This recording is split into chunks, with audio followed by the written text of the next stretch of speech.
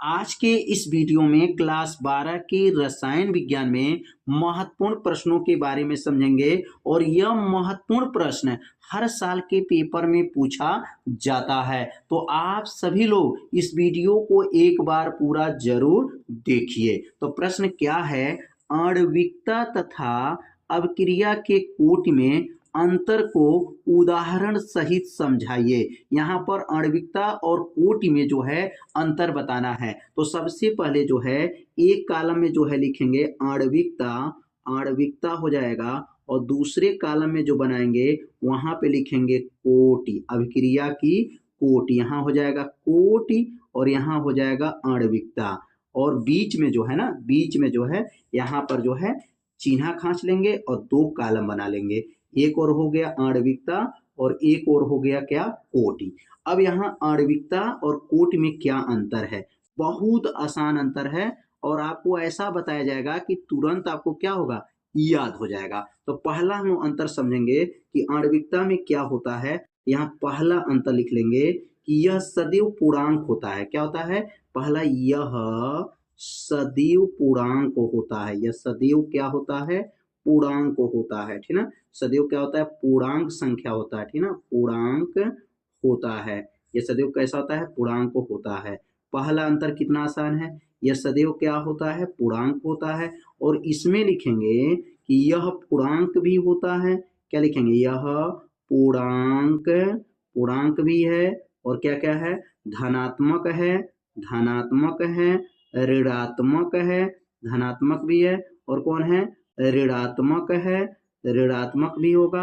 और यह जो है याद रखेंगे, धनात्मक भी होगा, ऋणात्मक भी होगा, और भिन्नात्मक भी है। भिन्नात्मक मैंने बटा में, भिन्नात्मक, भिन्नात्मक, भिन्नात्मक भी है। तो क्या क्या है यहाँ पर जो लिखेंगे कि यह पूर्णांक धनात्मक, ऋणात्मक, भिन्नात्मक, ठीक ना, होता है, ठीक ना। इसमें जो है धनात्मक भी है, ऋणात्मक भी है, और भिन्नात्मक भी है। और यह जो होता है सदैव कैसा होता है कि यह सदैव जो होता है पूर्णांक होता है। कौन पूर्णांक होता है, तो आणविकता जो होता है वह सदैव पूर्णांक होता है, और कोटि जो होता है वह पूर्णांक भी संख्या है, धनात्मक है, ऋणात्मक है, और भिन्नात्मक होता है। पहला अंतर जो है समझ गए। और दूसरा जो अंतर लिखेंगे यहाँ पर, दूसरा अंतर समझेंगे, बहुत आसान अंतर है। अब दूसरा अंतर लिखेंगे कि इनका मान शून्य नहीं हो सकता है। इनका लिखेंगे, इनका जो मान है, इनका मान शून्य नहीं हो सकता, इनका मान शून्य नहीं हो सकता है, शून्य नहीं हो सकता है, नहीं हो सकता है, ठीक ना, हो सकता है।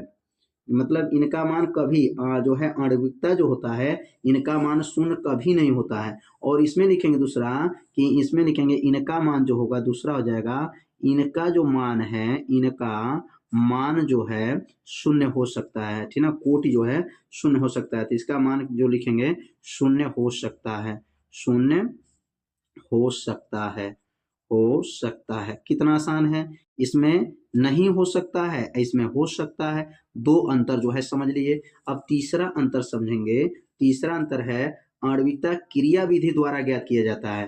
लिखेंगे आणविकता जो होता है वह, आणविकता जो है किसके विधि द्वारा ज्ञात करते हैं, तो कहेंगे आणविकता क्रिया विधि द्वारा, आणविकता उसके क्रिया विधि द्वारा ज्ञात करते हैं, उसके क्रिया विधि द्वारा ज्ञात किया जाता है, क्रिया विधि द्वारा जो है ज्ञात करते हैं, क्रिया विधि द्वारा, विधि द्वारा ज्ञात किया जाता है, ज्ञात किया जाता है, किया जाता है। कितना आसान है, किया जाता है। आणविकता जो है उसके क्रिया विधि द्वारा ज्ञात किया जाता है। और तीसरा जो होता है इसमें अंतर लिखेंगे, कोटि जो होता है ना, प्रयोग द्वारा होता है।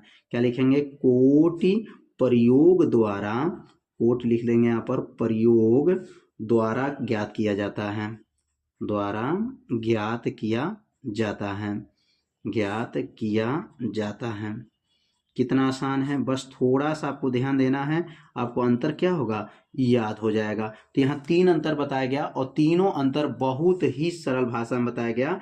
और यहाँ पर जो है आणविकता केवल प्राथमिक जो होते हैं, आणविकता जो बना गया है यह केवल प्राथमिक जो है अभिक्रिया पर लागू होती है। तो यहाँ पर चौथा जो लिखेंगे यह कहेंगे यह केवल प्राथमिक अभिक्रिया पर लागू होता है। अगला लिख लेंगे यहाँ पर यह, चौथा लिखेंगे यह केवल किस पर लागू होता है, प्राथमिक अभिक्रिया, प्राथमिक जो है अभिक्रिया पर लागू होता है, प्राथमिक अभिक्रिया पर लागू होता है, प्राथमिक अभिक्रिया पर लागू होता है, अभिक्रिया पर लागू होता है, लागू होता है। कितना आसान है, यह केवल प्राथमिक अभिक्रिया पर लागू होता है। और यह जो होता है ना, यह सभी अभिक्रिया पर, यहाँ पर तीसरा है तो यहाँ पर लिखेंगे चौथा, यह प्राथमिक जटिल अभिक्रिया पर भी लागू होता है। लिखेंगे कोटि जो होता है यह प्राथमिक अभिक्रिया पर तो लागू होगा ही, लिखेंगे आपका प्राथमिक तथा जटिल अभिक्रिया पर भी लागू होता है, जटिल अभिक्रियाओं पर भी लागू होता है, अभिक्रियाओं पर लागू होता है, जटिल अभिक्रियाओं पर लागू होता है। कितना आसान है, 4 अंतर हो गया, लागू होता है। बस थोड़ा सा आपको पढ़ना है, अंतर क्या होगा याद हो जाएगा।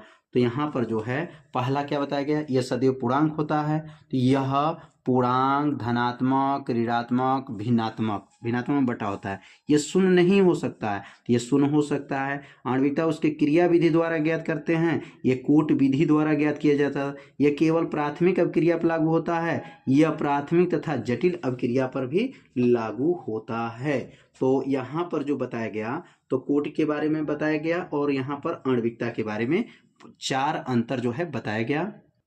तो ये 4 अंतर आप लोगों को बहुत ही अच्छे से समझ में आ गया होगा। तो ये आज का ये वीडियो जो है कैसा लगा, आप सभी लोग एक बार जरूर कमेंट कीजिएगा, वीडियो को लाइक कर दीजिएगा और चैनल पे यदि आप पहली बार आए होंगे तो चैनल को सब्सक्राइब जरूर कर लीजिएगा। मिलते हैं अब अगले भाग में, तब तक के लिए जय हिंद, जय भारत।